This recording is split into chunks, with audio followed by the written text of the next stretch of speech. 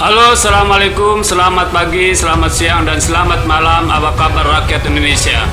Pada kali ini kita akan membahas sebuah tema dengan judul Ketika Isu Kocok Ulang Menteri Jokowi Menjadi Liar.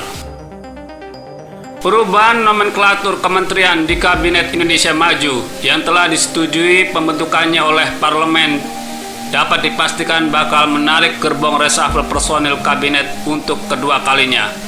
Keniscayaan ini dikonfirmasi oleh orang dalam istana Ali Mokhtar Ngabalin yang memastikan bahwa kocok ulang posisi menteri akan segera dilakukan oleh Presiden Jokowi. Seperti biasanya, kemudian isu reshuffle ini menjadi liar tak tentu arah, menyasar hampir seluruh menteri yang berada di Kabinet Indonesia Maju. Bahkan super menteri yang tak tergantikan seperti Menteri Keuangan Sri Mulyani atau Menteri BUMN Erick Thohir ikut pula terseret isu ini. Alih-alih terkonsentrasi di Kementerian Investasi yang merupakan bentukan baru dan Kementerian Pendidikan dan Kebudayaan, Riset dan Teknologi, dua kementerian yang di-merger. Berbagai pihak mulai dari pengamat politik, relawan Jokowi hingga partai politik cawe-cawe sumbang pendapat terkait isu reshuffle ini. Pengamat komunikasi politik Henry Satrio dari kedai kopi menyebutkan bahwa Bahlil Lahadalia, Kepala BKPM saat ini, menurut kabar yang diyakini, sejumlah pihak akan menduduki manifest. Sedangkan menurut orang lain, ada kemungkinan tak akan menduduki jabatan tersebut. Henry mengatakan bahwa Bahlil pernah dalam sebuah kasus menghalalkan politik uang. Misalnya Kementerian Investasi, apakah akan ditempati Bahlil Lahadalia? Belum tentu juga, seperti dilansir oleh CNBC Indonesia beberapa waktu yang lalu. Menurutnya ada kemungkinan Muhammad Lutfi yang akan menduduki jabatan itu, dan jabatan di Kementerian Perdagangan akan diisi oleh orang lain.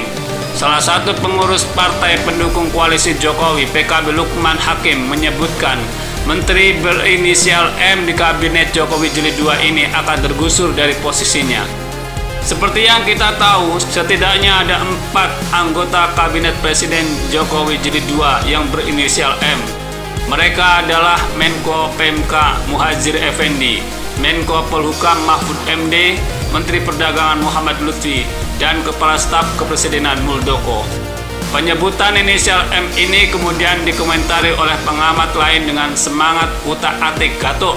Dalam kesempatan lain, salah satu organisasi relawan pendukung Jokowi, Immanuel Ebenezer, menyebutkan ada 5 orang anggota Kabinet Indonesia yang layak untuk diganti.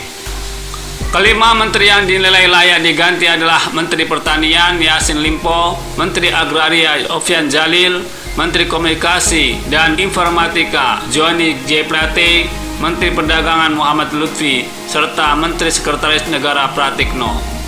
Dan kabar terakhir seperti dilansir oleh media tribunnews.com, masuk bursa calon menteri pula menantu Wakil Presiden Ma'ruf Amin yang merupakan kader Partai Nasdem, Repsal Ali, meskipun belum jelas untuk posisinya apa.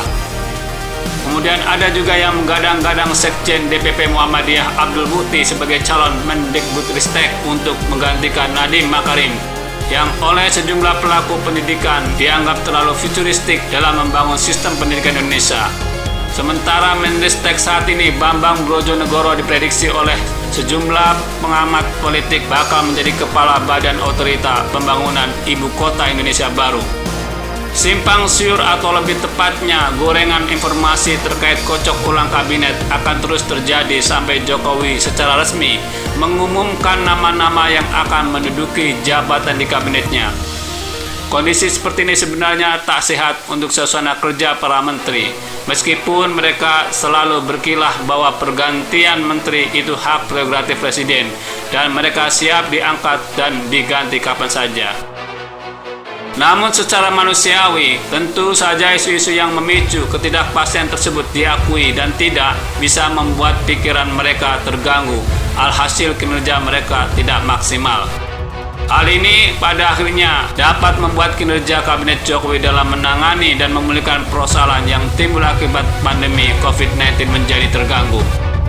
Maka ada baiknya Jokowi segera mengumumkan secara resmi nama-nama yang pantas untuk direshuffle kali ini, agar pemerintah kembali tancap gas membangun dan mensejahterakan rakyat Indonesia. Nah, bagaimana menurut Anda? Silahkan ketik kolom komentar di bawah dan jangan lupa subscribe channel ini. Terima kasih.